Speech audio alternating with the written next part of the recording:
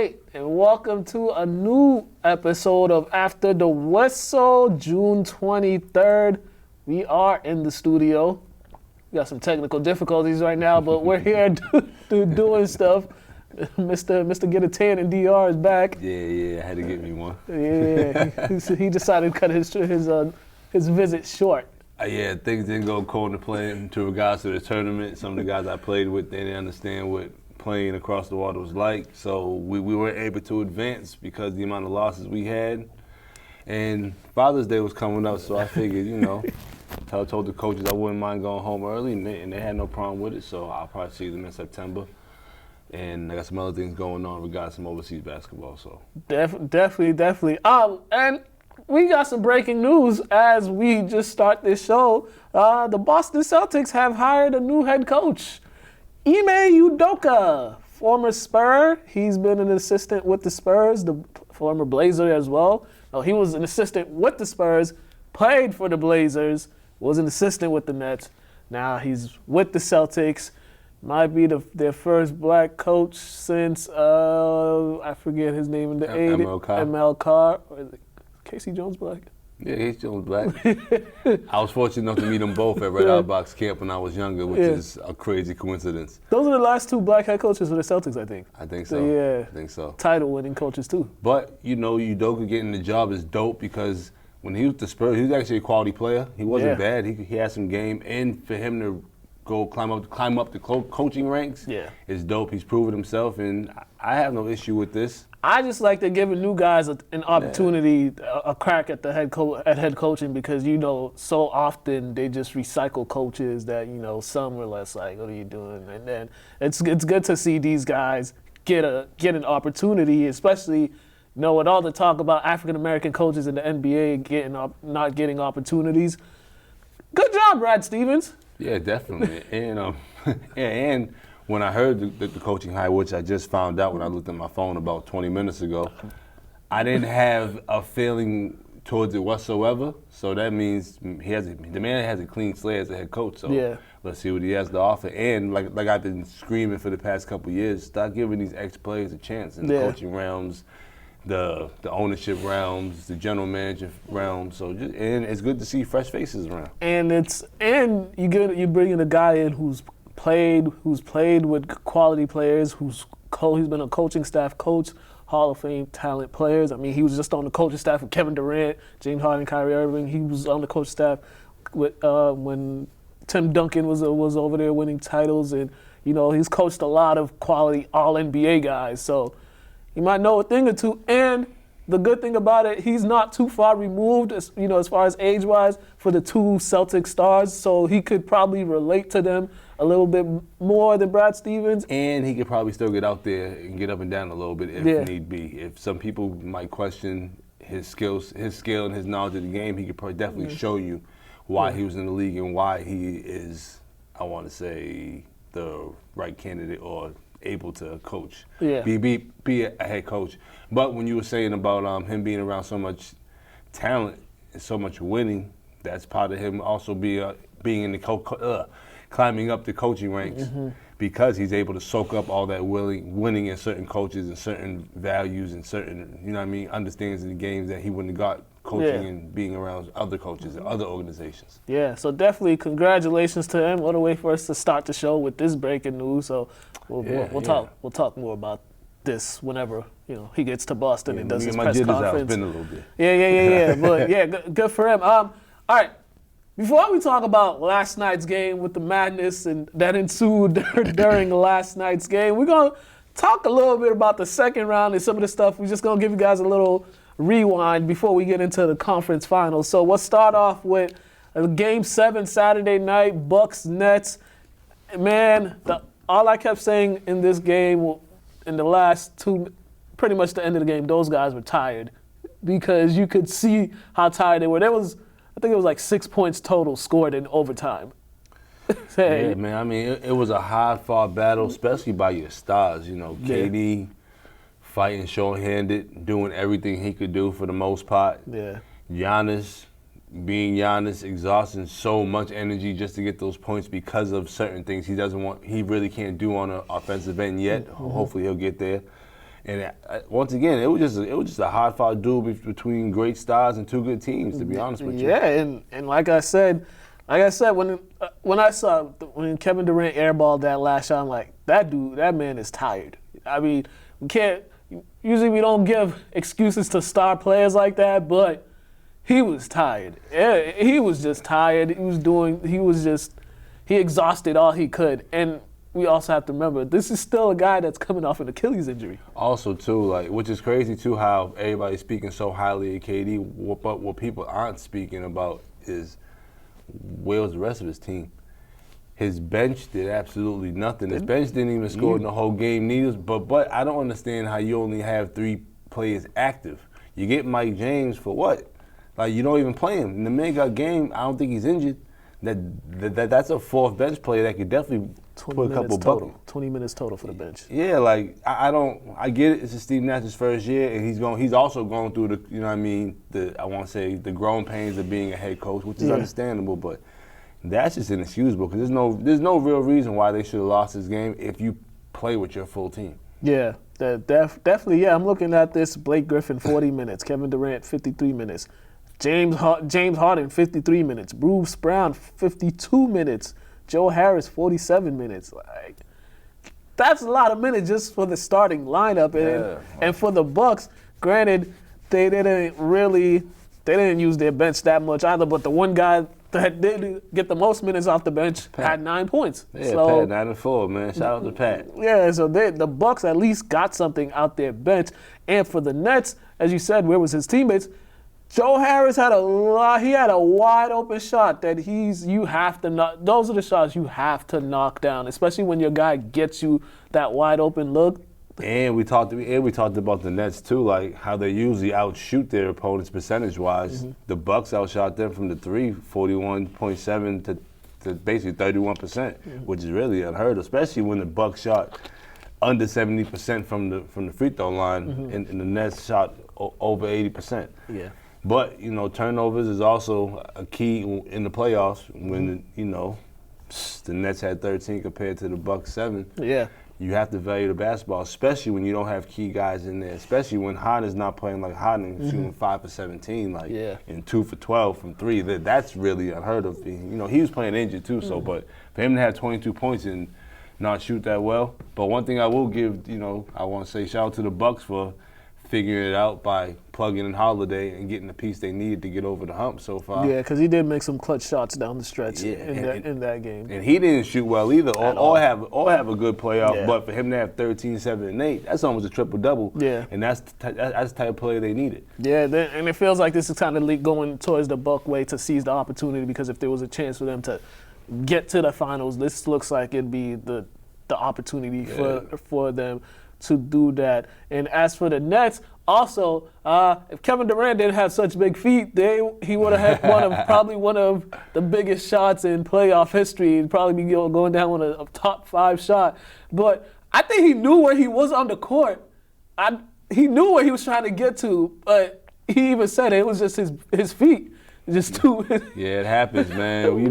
Once in a blue moon, those mistakes happen at the wrong time. Yeah. And man, Kevin Durant's an offensive talent. He's an amazing offensive talent. That's what I meant to say. Because they say it's a game of inches. Like, my good. You saw the replay. You're like, geez, Louise. But yeah, good for the Bucks too, because this would have looked extremely, extremely bad not on Giannis.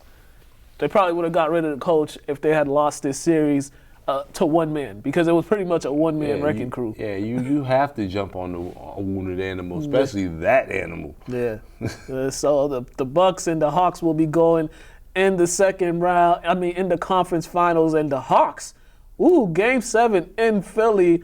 Did you see the meme of that scene from Road Trip? The skinny dude and the big girl. Nah, I didn't see it. It was like how hurt it's gonna be when he goes back to Atlanta. Oh, man.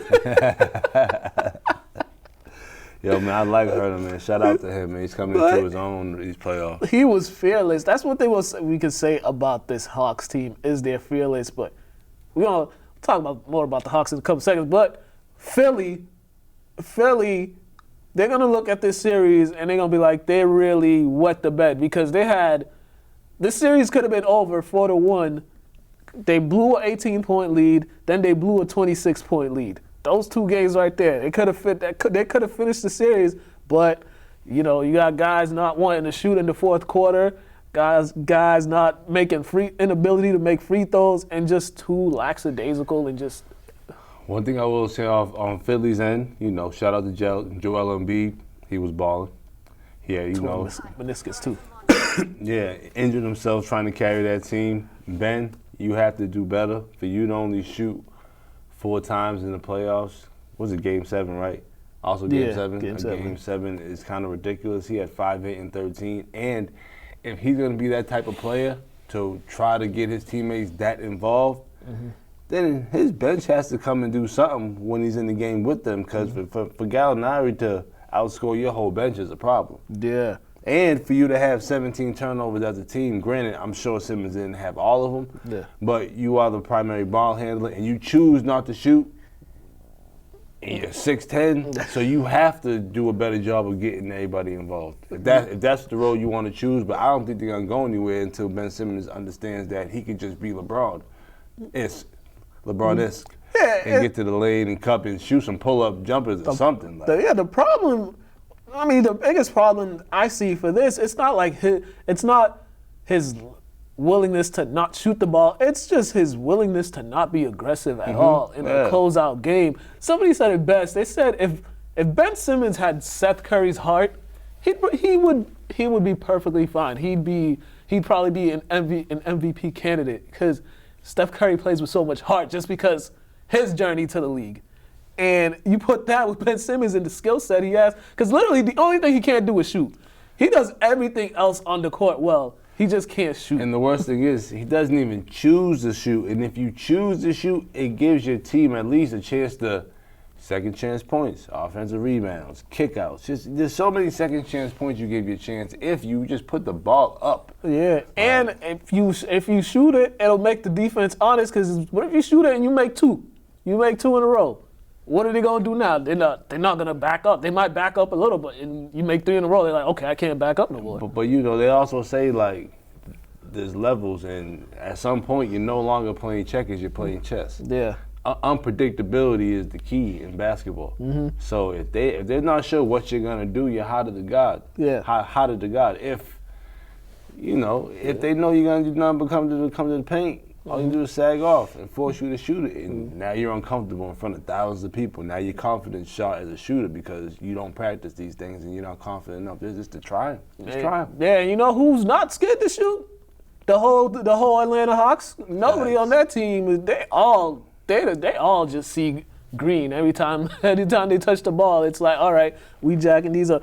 And it's cool too because you had different guys step up in this series, and you just you're seeing a team grow up, a young team grow up, and they won because you have 4 road games in the first and second round. They closed out both series on the road. That is big for a young team because that rarely happens. Yeah, and a lot of people saying that Trae Young don't make his teammates better, but the man had 21, 3, and 10.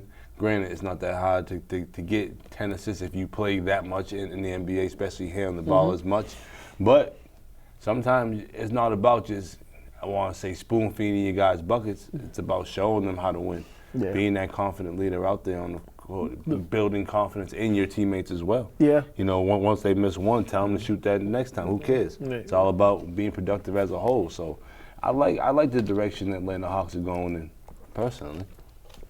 Look at Bogdanovich. He only had 4 points, but he probably did other stuff. He's still a threat on the court just because he's still a lethal shooter. So the Hawks, man, they're riding the wave right now into the conference finals. Game 1 is tonight. We'll talk about that in a couple minutes. But first, we got last game from the second round. It was a Terrence Mann show. I think it was a Friday night in Los Angeles. Yeah. One of the biggest comebacks in playoff history, down 25. And, man, he kept leaving them open, and he kept shooting. We just talked about a guy who's scared to shoot in the closeout game. We got a guy, second year, Man, shout out letting to that Terrence, thing fly. man. I always point out home state talent. For one, it's dope seeing 3 guys from the state of Massachusetts playing in the playoffs and getting productive minutes and being factors for each one of their teams. Mm-hmm. But man, Terrence, man, was out there being a man, being a man amongst men. Yeah. But he was looking like a poor man's Kawhi out there, to be honest with you. Which I'm sure he's probably stealing some things from Kawhi because they do have similar skill sets and similar body frames and all that. But I like that he's confident out there. I like that he's believing in the system that they put him in. They gradually give him playing time, and now they're telling him to do more. And man, I was coming out party from the NBA this year. It says a lot about his teammates too for encouraging him to continue to shoot, because they kept trying to get him. They kept finding him, and he was being rewarded for his play. Because not only did he play well on offense, but he played well on defense too.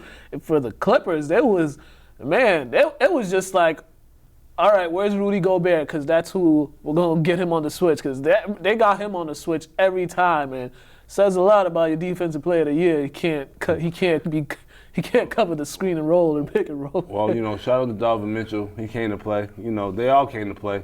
But like I said before, there's just something about Utah. I don't know if there's like a evil spirit that hovers over, the facility and the team as a whole. But I just didn't believe in them all season. We both did it. Yeah, we both did it. But I can only speak for myself. I didn't believe in them all season, and you see what happened. The expected happened. It was. I don't know. It was just something weird about them. It was just like you can't buy. I don't know. It's maybe it is Utah. Maybe this goes to MJ. Yeah, maybe it's because they're the 2 recognizable players in franchise history. One of them is and the other is he's a anti-vaxxer conspiracy theorist now, and it's like none of that stuff. Oh man, like a couple days before he went on he was online talking some crazy stuff. I'm like, man. It's just like this is the universe's karma for y'all or something like that. But for the Clippers, Paul George, Game 5 and 6, he stepped up big, especially in Game 6 where they needed him the most. He definitely buried a lot of skeletons, but yeah, he dug a couple more up after last night. But just this whole comeback, it was crazy. I fell asleep during this game once again. But the whole comeback is dope. The comeback is dope. I don't know when you want to make the segue into last night, but the comeback was outstanding. But I guess I'll do it for you. Well, this is the next season. Yeah. Right on cue. Last night kind of took him a couple steps back, unfortunately. And I felt bad for Paul George just because he could have definitely been heralded in L.A. for the next couple of days. But a lot of demons. But he's probably just chilling in the crib and, and staying in the gym, working on the free throws. They're probably thinking we got them right where they want them. This is 3 series in a row. We fell down 2-0. It ain't nothing to us. But yeah, when he missed those, and he's literally like close to 90% from the free throw line. I think he's like career-wise, he's in the Paul 80s. George. Me too, but it's just some stuff that he just be giving us too much ammunition. But yeah, man. The last 2 minutes of this game was just disastrous as far as officiating went. It was like in real time, it was 33 minutes. That's how long the last 90 seconds of this game I told you, that's why I was watching 2 things at once. Just because, I could not just sit there and watch refs just kind of just dictate the game. And then I hear announcers complaining about guys getting free timeouts and being able to set up plays because the refs just can't make a simple call.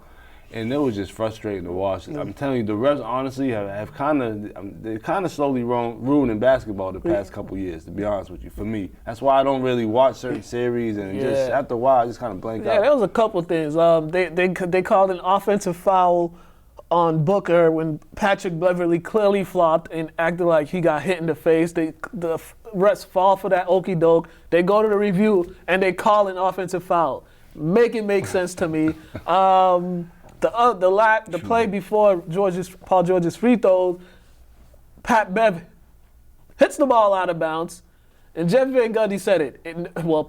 He said it, and people on Twitter said he said in normal basketball, that's out of bounds on Beverly. It's like that's it. He caused the ball to go out of bounds. It's out on him. Review. They give it to them, and it was just like, what are we doing here? Come on. And all these reviews are just taking up too much time. It definitely makes me not want to watch the game because it's just like, bruh, you guys are ruining a perfectly great basketball game right now because this was a really good basketball game, but the officiating. It definitely was. But, you know, on the Clippers' end, they got to do more. Man had a great game. Game 7, right? Yeah. Against the Utah. He had a great game 7. But, you know, him only going 3 for 5, him only taking 5 shots and only having 8, and then Leonard only taking 7 shots, having 10. I always say they need to involve Leonard way more. My bad. Kennard, I meant. Luke Kennard, way more. I know what you meant. I was blending his name. Kennard, way more. And man just has to, you know, just be more efficient. Just be more efficient. Be more confident. And obviously they're confident enough in you to give you them shots, so just take them. Yeah, definitely. But one guy I'm really happy for is Campaign. He was out the league for a while. I think that he said, even like when he was with the Bulls, some GM said that I think one of the Bulls management said he's not an NBA player. And for him, going to China, G League, working his way, I think he joined the team last year in the bubble, and then just working his way to getting. He's starting for Chris Paul in 37 minutes, 29 points, 9 assists. My favorite stat line: 0 turnovers. Definitely. That is big. The 0 turnovers, especially with some guy like that. Now, and it's just like now you see how this Suns team. I can see why people think they might just run through the finals because the way they're just playing. Definitely. And shout out to the star tonight, DeAndre Ayton, who had 24 and 14 and had the game-winning dunk, which is that play is. Every coach wishes they could could draw that play up at the end of the game. Yeah. That's a storybook way to end the game, and he happened to do it. Yeah, and what was really funny is nobody on the Clippers knew the rule. They didn't know the rule that you can, on an out-of-bounds play, you can do that. If it's over the cylinder, you could just put it in like that. Nobody knew that. But yeah, he's also another guy in this postseason.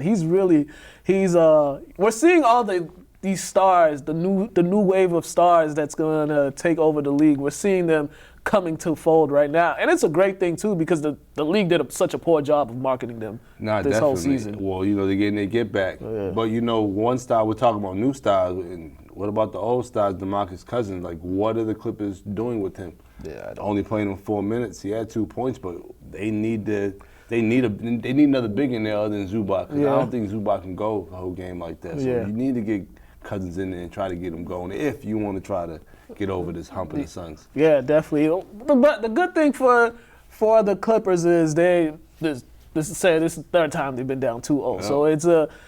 So I'm sure they will. And I don't think Leonard's been ruled out of the postseason yet.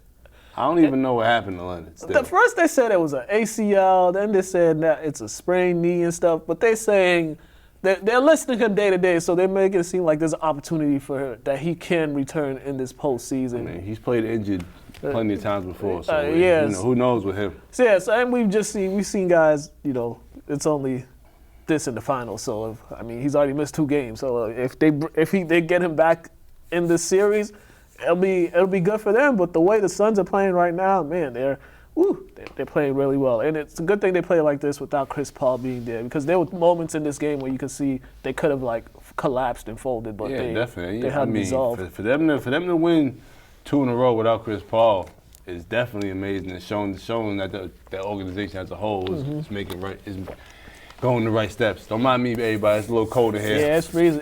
It's freezing in here. All right, we're gonna preview the Bucks and a little bit about the Bucks Hawks series, which starts tonight. Game 1 is tonight in Milwaukee.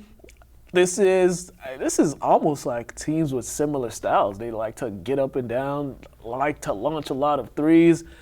Now the only thing is, can your star outdo my star? Because your style likes to shoot it from outer space, and the opposite team styles like a monster. Yeah.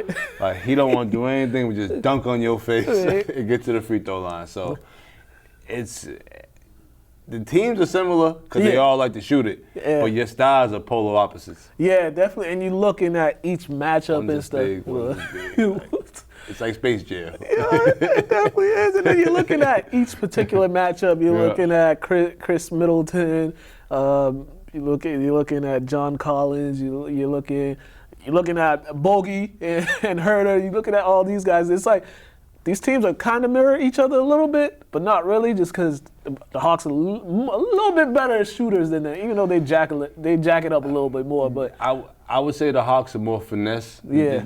They're more finesse shooters, and the Bucks don't mind getting ugly. You got Holiday, don't mind getting in there. He get to the cup, he might dunk on you. Yeah. He can shoot the ball. You got Middleton, he gets in there, gets to the cup, don't mind getting bumped against the free throw line. And Pat, he'll catch a nail on your face. So they have some guys that don't mind getting dirty. Yeah, I'm not saying the Hawks players don't. I'm just saying primarily the Bucks players are more willing to get in the cup. And then what it's also going to come down to is whose bench is going to step up. We've seen players from the Hawks bench step up numerous times throughout this postseason. The Bucks players, the Bucks bench kind of been a little inconsistent this postseason. And it's definitely going to come down to, can you guys stop Trae Young from making them crazy shots back there? He's a star. He's the engine that makes him go. Yeah, so how that goes. Yeah, so this should be a fun series. But as I said, if the Bucks if there was a chance to seize the opportunity to get to the finals, this is it right here. Because if you can't do it now, then it's gonna be like, because you see, some teams are retooling. Some guys gonna get back all their guys fully healthy, and so it'll be a little harder next year for them. So we'll see. But this, I'm looking forward to this series. And I just hope it don't be starting late, because I'll fall asleep. Yeah, man. Come on, Bucks. You have to seize the opportunity. The opportunity is now. Yeah. Yeah, and maybe their defensive player of the year will actually guard somebody that can actually score. Yeah, that's a hot thing. Yeah, back to that Nets series. At least KD guarded Giannis at some points in that game. We ain't see the other one. That's a hot thing. They letting people get away with the lack of it nowadays. Man. All right, some other NBA news. All right, the NBA draft lottery happened yesterday, and the Detroit Pistons won the draft lottery. They will have the number 1 overall pick, and everybody knows Cade Cunningham is going number 1. If they do something foolish, then he's like, just disband that franchise. So Cade Cunningham will be going number 1. Rockets got the number 2 pick. Cavaliers got the number 3. I don't know why, but every time LeBron leaves Cleveland, for some reason, they always consistently get like a top 3 pick. It's either 1, 2, or 3. So I'm not saying it ain't no conspiracy or the cahoots with the league and rewarding them because somebody left, but I'm just saying it's happened too many times for me to not raise my eyebrow at that. And then the rest of the lottery goes, the Raptors at 4, Magic 5, to Thunder at 6, 7 is the Warriors, 8 is the Magic again. The Magic with 2 first, or 2 top 10 picks. Ooh, I watched the lottery last night. 9, the Kings. Did you see Swing Cat's reaction for them getting number 9? I did not see that reaction. Oh man, it was hilarious. You find it hilarious. Basically an eye roll. Eye roll. Oh boy. There's a lot of talent in this draft, but we all know Jalen Green. What's his name, right? Jalen Green, right? Cade Cunningham, Jalen Green, Suggs. I think those guys would probably be. Kuminga, I forgot. Yeah, I forgot his full name. Yeah, but he played. Jonathan Kuminga. Yep. Jonathan. Yeah, he went to G League too, right? Yep. He played with Jalen on the same Ignite team. Yeah, so this is gonna be an interesting draft, man. We'll get more draft stuff later on because I can't. I'm not gonna lie to you. College basketball was a little weird for me this year, so I ain't really pay attention to too many of the players, but I know a few of them. So that happened. Also, what happened? The Celtics. Other Celtics news. Kemba Walker got traded to the Oklahoma City Thunder for Moses Brown, and they're bringing back Al Horford to this team. And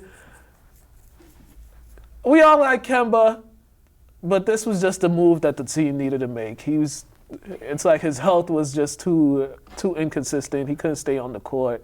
and it was the contract. It was just looking worse and worse. It was just like they had to make the move. Well, you know, shout out for Kemba, you know, for giving us the time that he gave us, and being a UConn product as well. You know, Northeast guy being from New York as well, so well respected.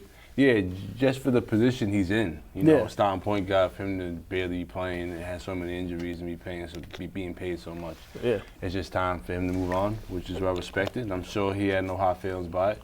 I'm sure nobody wants to be traded, but I'm sure he understood just because he's getting older. And I'm sure he'll end up on a title contending team at some point before the season starts. Because I'm pretty sure I wouldn't be surprised if he ended up with the Lakers. But and you know they got Pritchard, and I'm sure like he helped those young guys get a little better and gave them some tools to be better pros. Yeah, the guy I'm looking at in this trade is Moses Brown, because Moses Brown had a game against the Celtics where I think he almost grabbed 20 rebounds, and he had a few big games in the season. He's only 21 years old, 7 feet, got a lot of talent. I'm intrigued by him to see how he's gonna do, because he showed some progress and said, man, this guy could be a pretty decent NBA player. I've always heard about Moses Brown when he was him coming up. Then he went to UCLA, right? Yeah. Yeah, and him playing UCLA. I mean, he's young, and he's got to develop, so I like it. We've been talking about they need either some shooters or a big, so they got Al Horford, who can do both. He's a big who can shoot. And they got Moses, who is a 7-footer, which we need somebody who just intimidates people in the paint. 7-footer who can rebound, Yeah, and he can score too, so which he will do. And then, you know, who knows what they're doing in the laboratory with Taco. Because the next couple of years, who knows what Taco might turn out to be. So I like the direction they're going in regards to trying to build their team back up. Yeah, and if Robert Williams could stay healthy, man, that'll be a good mix right there. Two athletic bigs, because if you could put him at center, you could put Robert Williams at power forward. You try to have them both on the same court. One thing they both do is play defense. And then you got Tatum at the 3. He's 6'9", 6'10". Then you got Brown, and you just plug in a solid point guard. You'll be all right, who can shoot a little bit. Yeah, definitely. You'll be straight. Yeah, so Moses Brown averaged 8 points and 8 rebounds in only in 25 minutes of play. He had 21 minutes. He played 21 minutes per game this season. He had a few double-doubles. He had a 10-13 game. He had a 24-18 game. Okay. So there's potential there. So we'll just see how he develops and what they do, and also what the Celtics do in free agency and in the draft, because they just gotta get some shooters. That's all they need. They need some shooters, and they need a jerk on the team. And we need another point guard. That too, yeah. Shooters, point guard, and a jerk. Don't be surprised if Rondo comes back around. I would talk about a jerk. Perfect fit. No disrespect. A jerk in a nice way. I don't mean. Perfect fit for us. He's already proven it. Yeah. All right, time for the highlight section of our show. All right, we're going to start off with Stop the Violence Summer League that kicked off this past Friday. There was some competitive games. Well, 2 games were competitive. The first game, not so much. I'll be playing this Friday. Y'all got the first game, right? I don't even know what my team name is. Y'all got the first game. All right. Y'all got the first game. I'll be there for that game. They never told me the name. Check out these highlights.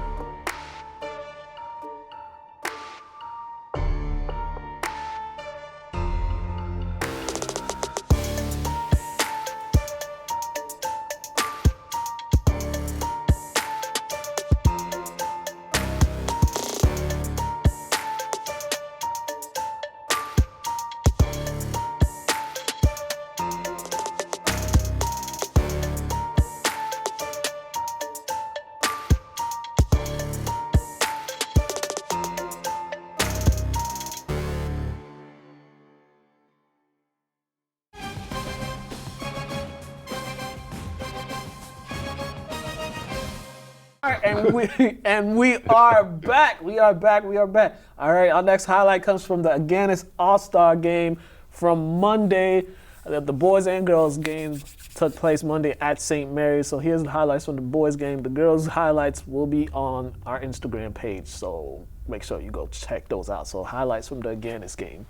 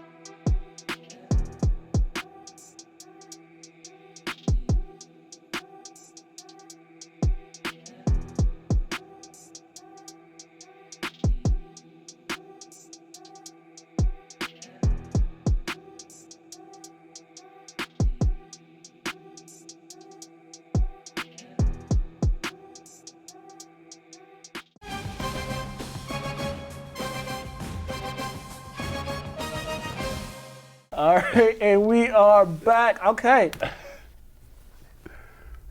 Wait, I forgot where I was on the program. All right, here's another throwback again. This game highlights. This comes from 2007, so take a look at the 2007 again. This game highlights, and we gonna come back. My man over here freezing. Yeah, man, I gotta bring a hoodie next time. Gotta remember.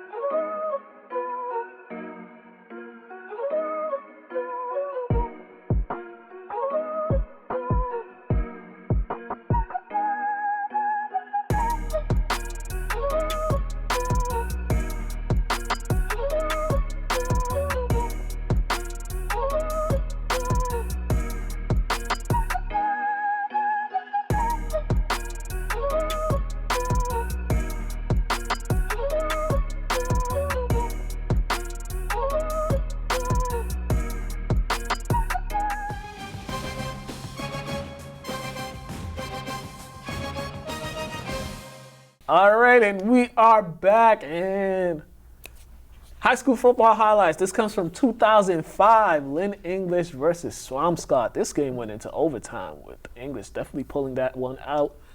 Check out these highlights.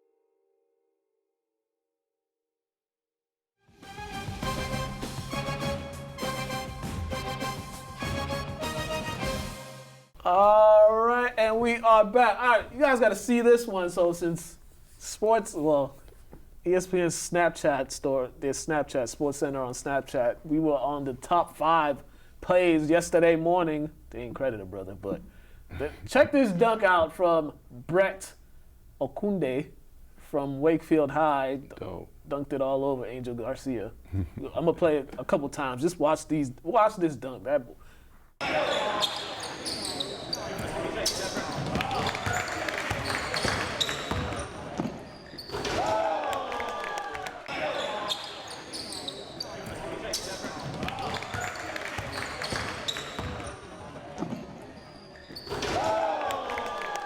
All right, and we are back. Yeah, that dunk was pretty.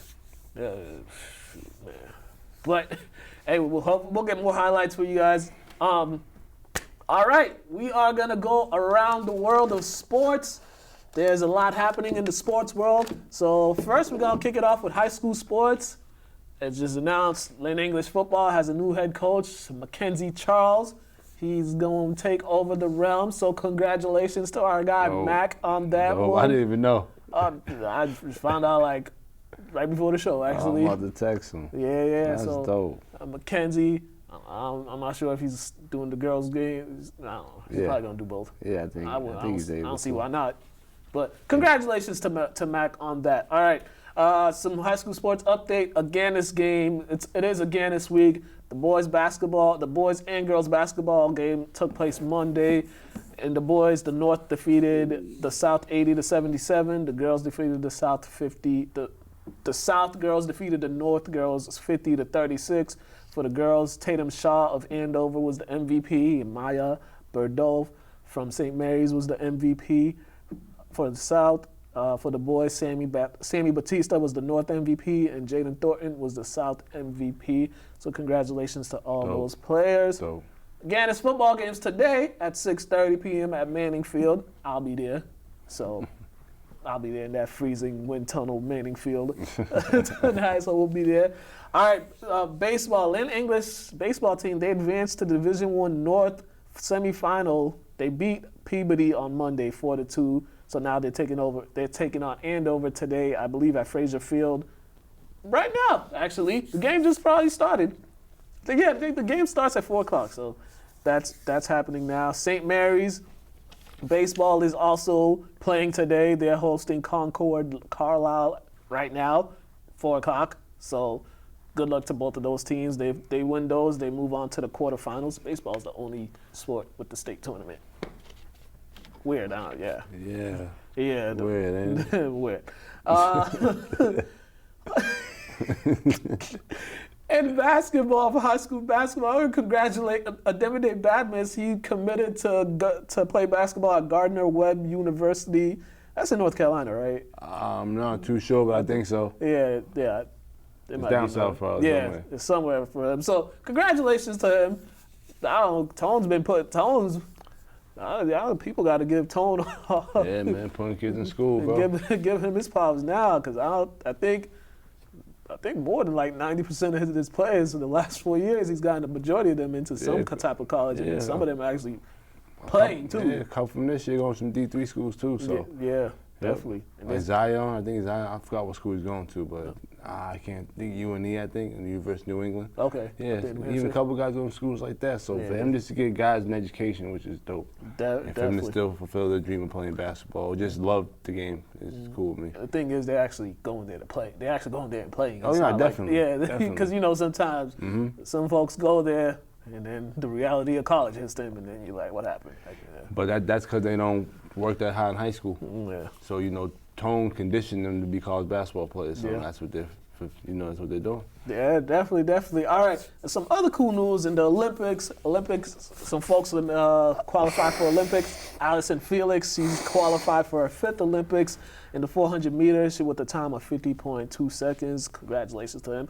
You've been hearing about Sha'Carri Richardson, the sprinter in the 100-yard dash? Yeah, I seen her on TV. I like to hear about some heat in this building too right now.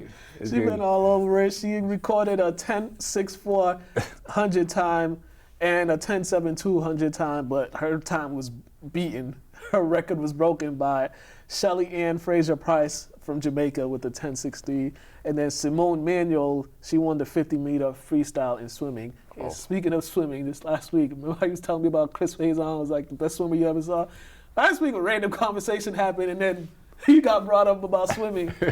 They brought up Chris Faison, and then folks were just talking about how he set so many records at classical for swimming. They're not even sure if anybody's broken those records yet. And I met Chris Faison, I tell you, Camp Creighton Pond before he was Chris Faison at classical breaking records. So I seen him as a young man doing amazing things in the pool. That was the most random thing. I was just like, I was just talking about Chris Faison in swimming like a couple weeks ago. My guy Chief. That came up. All right, and the NBA. I said NBA. Also in USA basketball, so. They have their 12 commit players: Bam Adebayo, Bradley Beal, Devin Booker, Kevin Durant, Jeremy Grant, Draymond Green, Drew Holiday, Zach LaVine, Damian Lillard, Kevin Love, Chris Middleton, and Jason Taylor. Those are the 12 spots. Those are the 12 guys for the final Team USA roster. Jason Tatum? Yeah, Jason Tatum. Yeah. And think about every time I've noticed whenever guys go to the Olympics, or even if they don't go or if they try out for it, they come back and have a better, like a career season. Well, for one, you're learning different things that you might not have learned playing for your organization because you're playing with different coaches, like usually Coach K, Jim Boeheim, all them other guys. And then you're just playing against great talent and iron sharpens iron. Yeah. So, be prepared for them guys to have great seasons after, this USA summer. Yeah, definitely. Congratulations to that. Also, NFL news, Raiders defensive end Carl Nassib, sorry if I pronounced it wrong, in an Instagram post, he pretty much came out, he told the world that he was gay. He's pledged $100,000 to a Trevor Project, which is an organization that helps the LGBTQ community. I think there's like some suicide rate in the community for like teens in that community. So, okay. Yeah. I mean, all that stuff, but all the coming out, who cares? Who cares? Like, people are gay nowadays. That's just how the world is. But kudos to him for, the foundation and all that, but I don't care about him coming out. Like, but you would think, like, in a perfect world, you would think, like, okay, he came out. But, we just live in this crazy world where people are just, there's so many people just too worried about other people's lives and how they are. It's just like,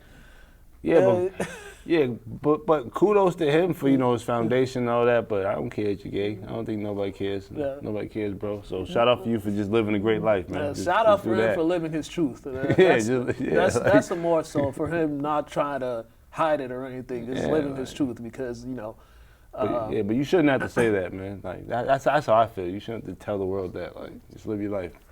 I feel the same way. This world is, especially it's a whole nother topic. That's a whole nother talking point. But I'm just glad people are living their truth and not caring about others' opinions, because you should have never cared in the first place. The Red Sox, they beat the Tampa Bay Rays last night, I believe. Let me pull up the score for you. They beat the Rays 9-5. The Red Sox are now in first place in the AL East.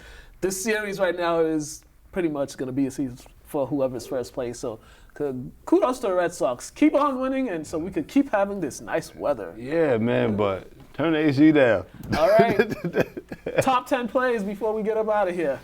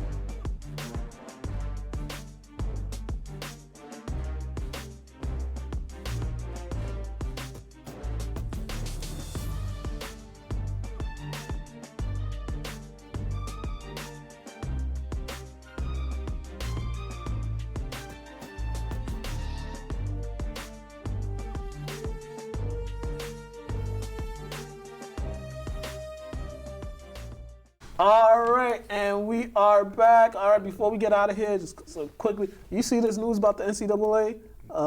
As the Supreme Court ruling against them as far as player compensation? No. Yeah, the High Court, they ruled against the NCAA with former college players in dispute with NCAA about compensation. So, yeah, it's been quite the week for the NCAA. Okay. That's kudos to the players. This is good for the players. Yeah. We'll see what happens moving forward, because we know how the NCAA is. All right. We about it. Time's up. Make sure you. We didn't have no interview this week because people didn't respond to my emails and stuff like that. So hopefully we get some next week for you all, but none this week. Once again, remember the Agganis game is happening at 6:30. Stop the Violence Summer League. Summer Basketball League. Make sure you go check it out at the Lynn YMCA. 5 o'clock is the first game. 5, 6, 7, 3 games each Friday night for the next couple of weeks. The Lynn Teen Drop-In Center starts this Friday at Marshall Middle School. So if you got some teens, you want them to be out the house or go somewhere safe to play basketball, do some activities inside while being watched safely, and nothing crazy happens to them, drop them off at Marshall Middle School. That'll be going on until, I believe, August 23rd. So every Friday from, I believe, 5 to like 8 or 9 p.m. at Marshall Middle School. So send the kids out there if they want to play basketball and all that great stuff. We are open. Make sure you come check us out. Hopefully, we won't have people cold up in here like it's an igloo. Nah, this is rare. And I'll definitely prepare. Also, Lights Out Gym Summer League at St. Mary's taking place Mondays and Thursdays. There's going to be a slate of games tomorrow and then another slate of games Monday. So make sure if you got nothing to do in the afternoon, after work, take your kids out, go watch some high school basketball. There's some talent. Gotta support these kids. And rest in peace to Doug. Yeah, man. Doug Gillette. Yeah, rest in peace, Dougie. He was a avid watcher of the show. He'd always let me know about the show whenever I'd see him, and he supported. So shout out to Doug, good guy. Remember Doug from Hooping too. I mean, I've known Doug almost my whole life, childhood friend. His family's close with all my different relatives, different generations. So just shout out to the Gillette family and everybody related to him. Yeah, definitely. All right, and Yeah, we're getting up out of here because I'm getting cold myself. Make sure you follow him, Mr. Burton 23 on Instagram. Follow me, Mukala K on Instagram, LCTV After the Whistle. Visit lyntv.org. Facebook, Lynn Community Television, all that good stuff. Maybe we have, I forgot. No, I don't know about any birthday shout-outs, but you got any birthday shout-outs? My mother's was the 17th. I think I gave her a shout-out. Oh, you did? Yeah, well, you know, my mother's was the 17th, you know. Oh, happy Father's Day. Happy post-Father's, you know, whatever. Yeah. You know what I mean? I know what you meant. Make sure you go to Lynn TV. Make sure you go to the YouTube channel. Check out the video on the Father's Day basketball game at Pine Hill. That was the yearly Father's Day event. Father's Day basketball game and cookout. Those guys are hilarious. It was fun just watching them guys play. Might have some highlights of that up on the Instagram page, but man, it was just fun seeing those guys. They are hilarious. When you get a whole bunch of guys that grew up together and they're in their advanced age, just talking trash and arguing and just having a good time. But have a great one, ladies and gentlemen. We'll see you guys next week. Last show of June. Yeah, man, I'll be here, man. And my lips won't be getting cold towards the end of the show. Yeah, hopefully our unit works. So no, I'm just messing around. Peace out.